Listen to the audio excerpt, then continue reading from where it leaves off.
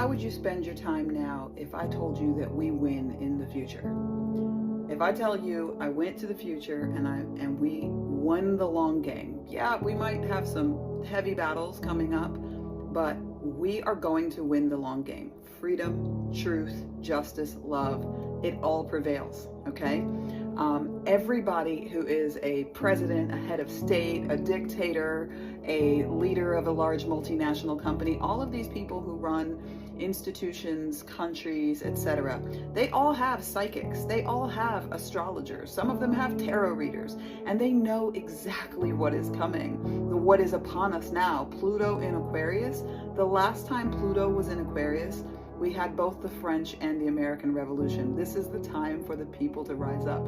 This is the time for people to take back the power. We can all feel all of this stuff crumbling around us. Now, if you know that we're going to win, which we are, what you're actually seeing around you, because I see so many people running scared right now. People are absolutely terrified, and there's not a reason to be scared, but there's not a reason to be completely just stuck, right? You should not be spending so much time in the news cycle that you make yourself fearful and depressed, okay? Because the news and all of this fear mongering is very intentional. If you are depressed, if you are scared, if you are miserable, if you're considering every worst case scenario, then you might as well be a foot soldier for the other side, okay? Because they can control you if you're scared. Your greatest creative power, your capacity to create the life and the future that we all want, lies in your capacity to keep your vibration raised. It is actually a responsibility. People feel guilty about being happy while terrible things are happening. And I say, please don't do that. You just need to understand the scope of influence that you actually have. What can you do? Are you contributing in a positive way? Are you a writer? Are you writing about important things? Can you donate money to the causes that that matter to you? Are you able to volunteer? What are you doing? Like, what can you actually wrap your hands around? Awesome. Do some of that. And when you're not doing that, keep your vibration high. Find yourself in joy. Nurture love.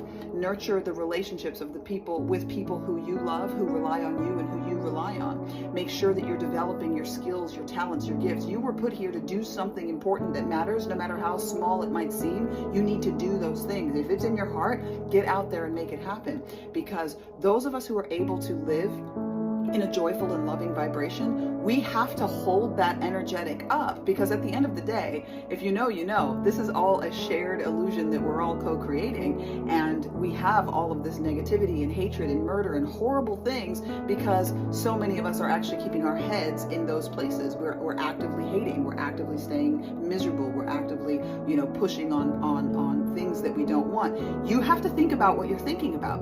If what is occupying your mind is making you upset, that's what you're drawing into your life. So make sure that you're thinking about things that are positive energetics. And it's not a spiritual bypassing kind of thing. No, it is an energetic lighthouse. There are people in Gaza right now who don't have the capacity, the energy, or the safety to be able to live in joy and freedom. So those of us who can live in joy and freedom have to hold that energetic up. Our planet, this beautiful living being, needs us to hold a higher vibration and to be accountable for the choices that we make around how we interact with the planet, how we interact with each other. All of that really matters. It might seem like maybe it doesn't, like it's just a fun woo-woo choice, but I promise you it's not.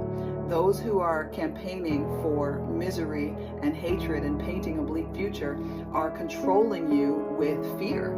Don't let them do that. Get your vibration high and be that light beacon, be that beacon of love and joy, because we have already won. What's happening now is they're trying to shore up power because they know that the inevitable is underway. People are trying to shore up power, shore up money, and stack things in their favor the best they can. Meanwhile, it's all going to fall apart and the people are going to get free.